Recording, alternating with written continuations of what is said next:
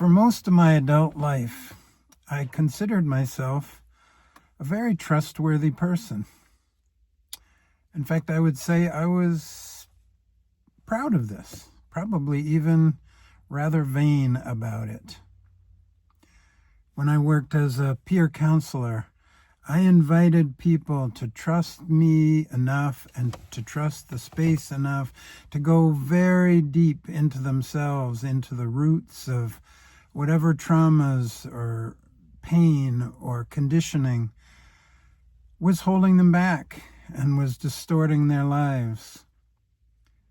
That was the foundation of how I worked with people, building a trust and an openness that this was a safe process and that we could go deeply into it together.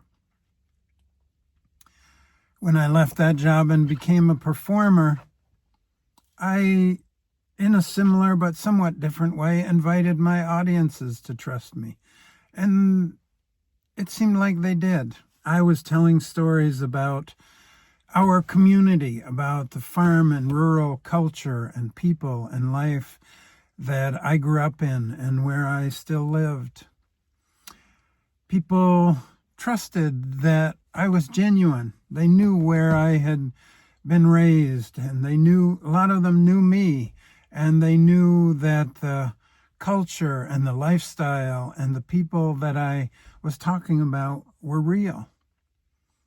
They trusted that my sense of humor would be respectful. If I made jokes or poked fun at our culture, that it would be from a place of love and respect. The trust that I believed was inherent to me wasn't just a trust in myself for my own purposes. It was a trust that was part of how I related to everyone. It was an invitation I made as a counselor, as a performer, as a neighbor, as a friend, as a husband. Then,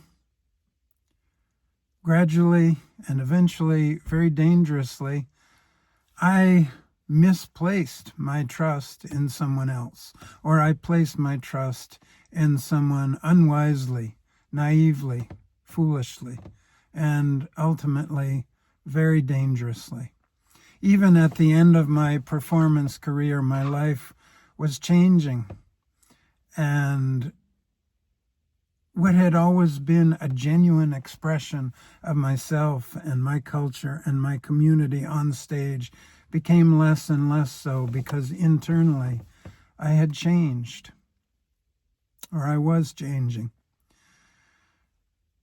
And I'm not going to tell the whole story here. I've told it many times on this channel, but basically I placed way too much trust in another human being, and way too much trust in another human being who turned out to be incredibly devious and self-serving and not worthy of that trust.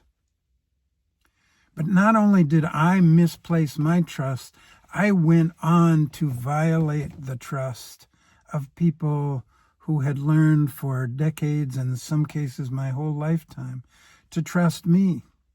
I asked people, just very briefly, specifically, I asked people to invest money in a film project, which would in effect be about trust, about trusting the deeper self that we all have inside of us, that indescribable something that we kind of all know, or most of us know, that there's something more to who and what we are than what we show the world. And this film was going to be about that.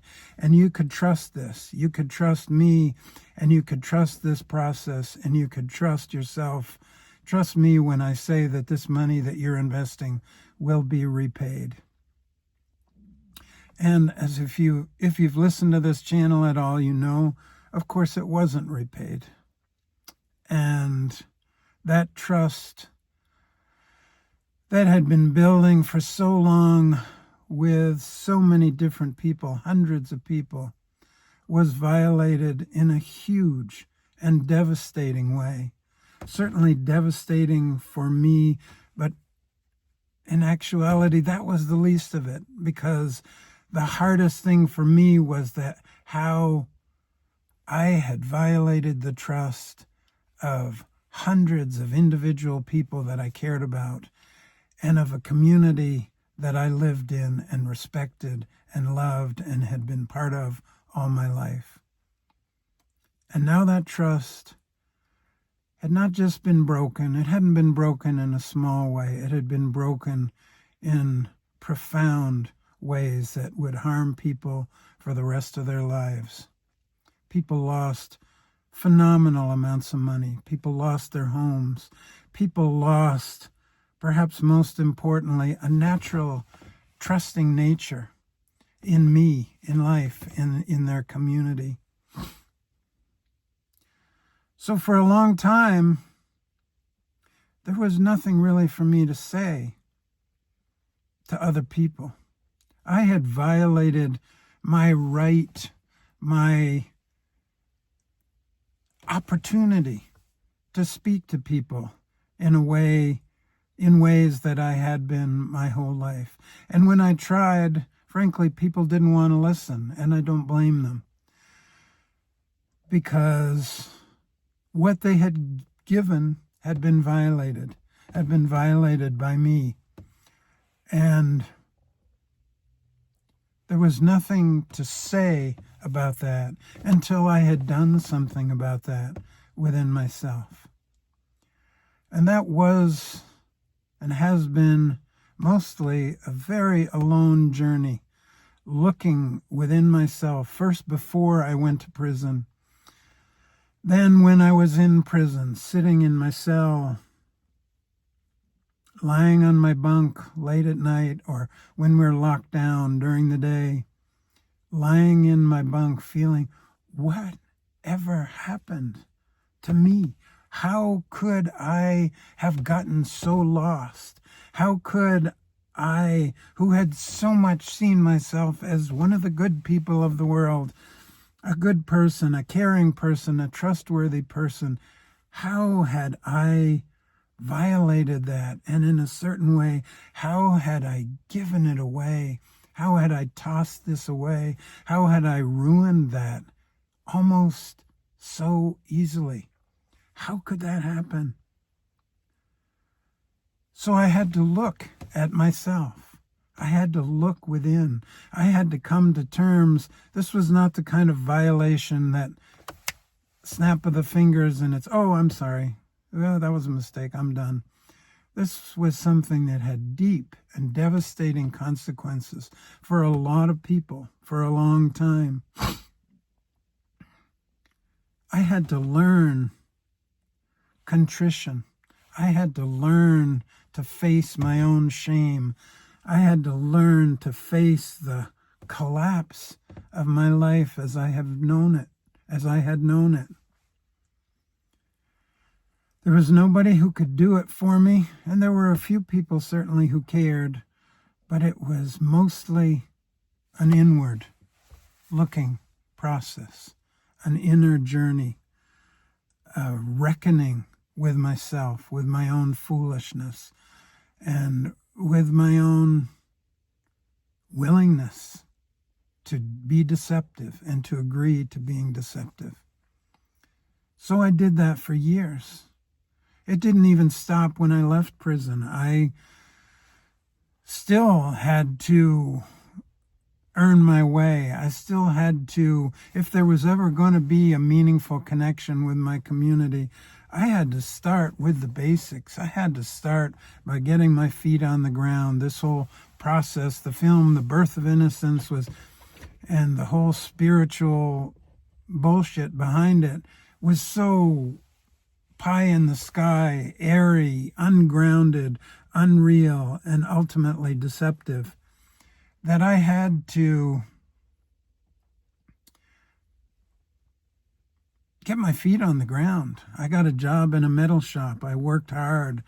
I banged metal, and I went to work, and I went home and rested. I started paying restitution to the people who'd been harmed by what I did. I first paycheck, I start making restitution. 10% of every dollar that I earn goes straight towards restitution. To this day it does. It will for the rest of my life. But I had to lay some tracks. I had to prove to myself, or not prove, but demonstrate to myself that I could live in this world in practical, real, supporting myself ways where I wasn't counting on other people's money or other people's anything. And so I did that. And I did that for years. I worked in a metal shop. I worked in a job washing garbage cans at a composting facility. I put on my rubber slicker and spray out the inside of garbage cans and come home covered in grease and compost materials at the end of the day. But I did it. I worked hard and began more and more, gradually over time, began to find my own peace, my own self-acceptance, my own forgiveness for my foolishness and for the harmful things that I had done. I allowed myself to have a new relationship, a new marriage, a new life. But something always was there in the background, I guess you could say, something that I hadn't violated my own truth. I had violated it very publicly with other people, and somehow it never quite seemed enough or fulfilling or satisfying to simply come to peace with myself. There was some way that I needed to communicate this. I didn't know what it was, and I didn't want it to be preachy, and I didn't want it to be trying to layer over what I had done. I wanted it to come from a place of self-reflection where I had processed these things in myself, where perhaps I had come to some resolution, maybe even some wisdom that might be of value to others. If not the people who had been harmed by what I did, perhaps to others. But still, my life was mostly private. I began to think for a couple years now, I've been thinking about starting a YouTube channel. And I would think, yeah, maybe I'm ready. And then, no, actually I'm not. It's not time yet. There's something more that needs to gestate, something more that needs to heal, something more I need to come to terms within myself. And then finally one day, it was time. And so I was on a walk in my hometown of Montpelier, and I kind of knew what the first video was going to be. So I stopped and sat on a little bench and recorded the first video for this channel. And then I'm a clumsy, non-tech old dude, so I didn't know how to start a YouTube channel, but my wife helped me, and I clumsied my way through it, and I started it. And I knew that with each video,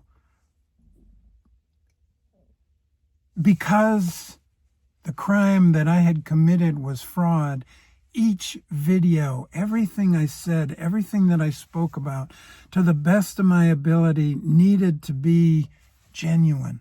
Whatever it was, whatever I talked about, I needed to not bullshit people this time. I needed to be real.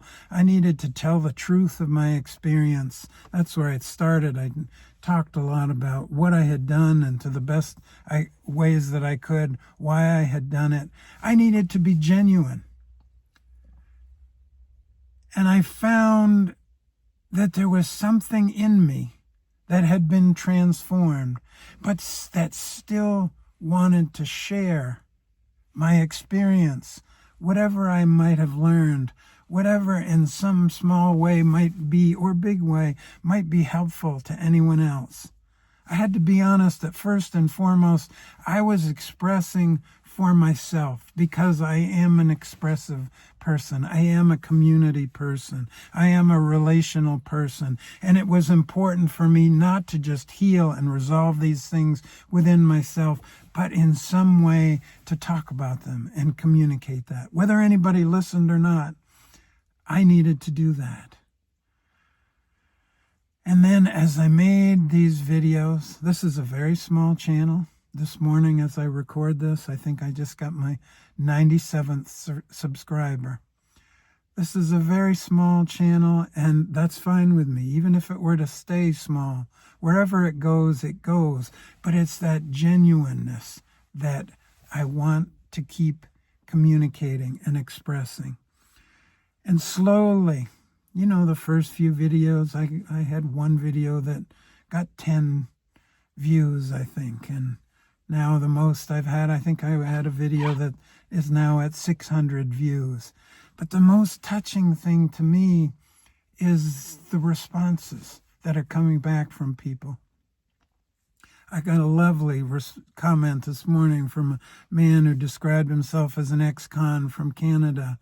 Just grateful to hear these conversations. So in a way, this YouTube channel is like the next step in returning home to my community from prison. It wasn't enough just to come here. I mean, it might have been enough, but something still was moving in me that wanted to say something. So it didn't feel like enough to me just to carve out my small little life, private little life. I wanted to communicate. I wanted to be a member of my community, whether it's Montpelier, Vermont, or whether it's on the World Wide Web through YouTube. I wanted to communicate something of my experience.